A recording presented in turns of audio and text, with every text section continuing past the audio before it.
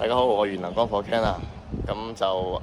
我身後呢個係啱啱做完嘅一個太陽能嘅系統嚟嘅。咁喺我哋嘅村屋上面去安裝嘅，咁就啱啱完工。咁我亦都馬上安排咗時間咧，就同大家影相去分享我哋呢個項目嘅嗰個安裝嘅情況。因為最近咧都好多嘅網友咧同我哋諮詢我哋嘅村屋啊、私人樓啊，甚至工廈頂啊各方面啦，都已經有陸續多咗好多人去諮詢啦。所以我都會不斷盡快咁樣更新拍片俾大家去睇睇我哋嘅元能光伏嘅一個專營嘅村屋支架系統到底有啲乜嘢嘅特點啦。咁今次咧喺我身後呢個太陽能棚咧就特別少少，佢個安裝嘅範圍咧同以往我哋喺網上宣傳嘅嗰個覆蓋嘅範圍有少少唔一樣。大家可以睇翻我哋嘅影片啦。咁其實咧，我哋今次呢間屋咧就會喺我哋出樓梯門口嘅屋頂上咧單獨有一套嘅太陽能嘅支架啦，一個太陽能板嘅覆蓋面積啦。另外咧就亦都單獨喺我哋屋頂嘅另一邊嘅盡頭啦，亦都有一份四四方方嘅一個太陽能棚。咁樣個設計嘅，咁所以我覺得呢個設計就比較特別少少，但係咧就其實都好啱我哋村屋嘅業主去參考一下嘅，係有參考性嘅。即係因為我哋經常都分享我哋一出門口就全覆蓋咁樣嘅設計。咁樣設計雖然係好用，但係如果有啲客戶咧係追求咧我哋嘅安裝嘅數量、安裝嘅嗰個面積最大化嘅話咧，咁其實可以參考下我哋跟住落嚟分享咁樣一個案例嘅。咁我就都係快速簡單咁樣同大家去介紹下我哋呢一套嘅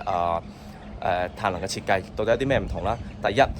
有啲唔同嘅就係我哋經常喺網上所宣傳，我哋係大跨度冇中柱嘅設計。咁喺我身後呢個嘅太陽能棚嘅跨度咧，其實係長達8米多嘅，8米左右嘅。咁當如果出現咗8米幾或者係9米幾嘅屋頂嘅長度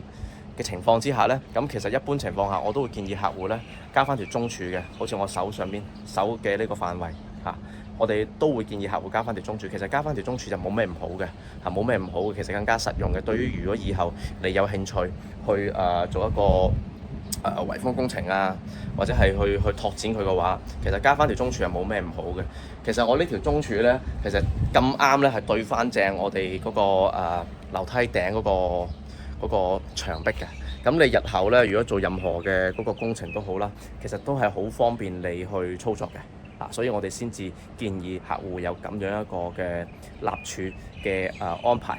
咁第二個問題咧就係話，其實你唔加中柱都可以，只不過咧望起身個棚咧就好誇張。咁我哋一般都會結合你嗰個村屋嘅位置啦、個風力嘅大小啦，同埋到底你需唔需要咁樣咁誇張嘅大跨度，即係特別大跨度啊！因為你而家已經去到8米、9米啦，係屬於特別大跨度嘅一個工程嚟㗎啦。咁需唔需要呢？係嘛？因為你亦都要動用好多嘅機械嘅設備啊、大型嘅吊車等等先去完成嘅。咁亦都要考慮翻嗰個造價成本。所以如果結合翻以上嗰啲實際嘅需求以後呢，我會俾一個最終嘅建議俾你。第二點就係我哋其實都一如既往咁樣係去幫大家進行馬場嘅設計。馬場就好似我哋而家畫面嘅呢個位置咁樣，我哋全部都係幫客戶咧去進行馬場嘅設計，唔會去進行打鑿你嘅地台，去破壞你防水咁樣一個做法嘅。咁樣嘅話，第一成個結構會好穩陣，因為係連住晒成個村屋頂嘅個圍牆嘅嚇，係好穩陣嘅。第二呢，我亦都唔會打穿你嘅地下。跟住我想同大家分享一下，就係我手指呢個位置就係一個立柱馬場嘅細節。咁好多嘅出邊嘅唔同公司唔同嘅做法咧，都係聲稱係馬場嘅。咁一般嘅馬場嘅方法咧，都係當然係收拉爆啦，咁去固定啦。但係我想同大家去介紹一下我哋嘅支架特點，就係除咗我哋嘅立柱嘅固定方式係收拉爆以外，其實喺呢一條立柱嘅咁多嘅連接件之中啊，係我哋嗰個第一個特點就係我哋係用咗一個立柱背面，你哋見到有兩隻我哋叫馬嘅嘢，固定件嘅嘢嚇。呢隻馬同呢條柱嘅連接方式咧，一般係用穿透性嘅通關不鏽鋼螺絲去幫大家去進行固定嘅。而市面上好多嘅支架，第一可能係子公司，第二就可能係用摩擦力去緊固嘅一啲緊固件啊，去夾住佢就算數㗎啦。咁我哋唔係嘅，我哋係用通關螺絲，簡單啲講嚇，係全套不鏽鋼嘅螺絲穿透隻馬、穿透條柱，去咁樣去安裝嘅。所以成個結構性呢，係同人哋嘅市面上一啲做法係有所唔同，亦都更加之穩陣。呢個細節係我想同大家分享嘅。第二個位置咧就係我手指呢一個立柱同我哋嘅橫梁連接嘅一個地方啊，立柱同橫梁連接嘅地方。咁我哋同樣都係用咗一個倒插式嘅梁柱連接件啊，我哋叫一個好大型嘅一個 U 碼，係倒插喺我哋嘅橫梁同立柱之間。跟住咧係用4口嘅法蘭螺絲嚇，法蘭防脫嘅不鏽鋼嘅螺絲去穿透咁樣罩實咗我哋呢個立柱同主梁嘅。然後仲有一個要點就係大家經常都會喺網上諮詢我咧，就係話點解有啲屋嘅露台咧都安裝咗咁樣嘅一個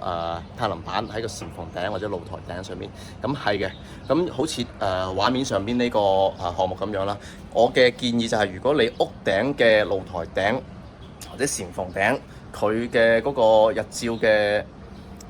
效果都係好嘅，即係唔係向住北啊，或者向住東啊，佢都係屬於曬得好好嘅，全日都基本上曬到嘅。咁並且你都希望喺嗰個頂度去安裝多啲板，收多啲太陽能嘅錢，係嘛？善用埋嗰個閒置空間，我哋都會建議幫你鋪埋落去，係啦。咁嗰個效果就會更加之好啦。今次呢條視頻簡短少少咧，就暫時講呢兩點嘅嗰個特點嘅介紹先啦。咁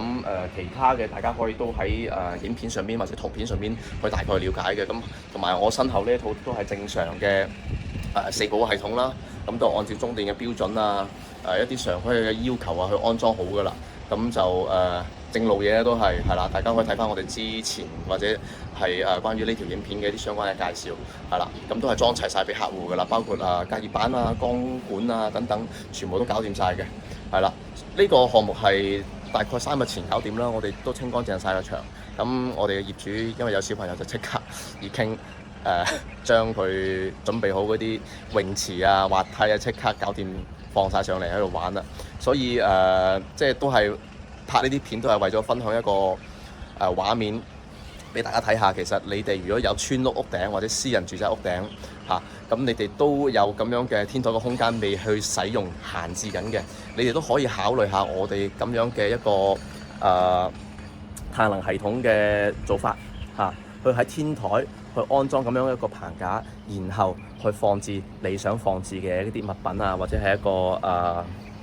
一個生活嘅畫面啊呢個係你哋想要嘅生活畫面。咁那麼你就可以先揾我哋揾我哋元能光伏阿 Ken 去搭建咗咁樣嗰個咁好用嘅棚架之後，咁就去設置你哋想要嘅生活嘅畫面。咁希望你哋都會揾我去了解或者安裝太陽能系統啦。我元能光伏阿 Ken，我哋下一次再見啦，拜拜。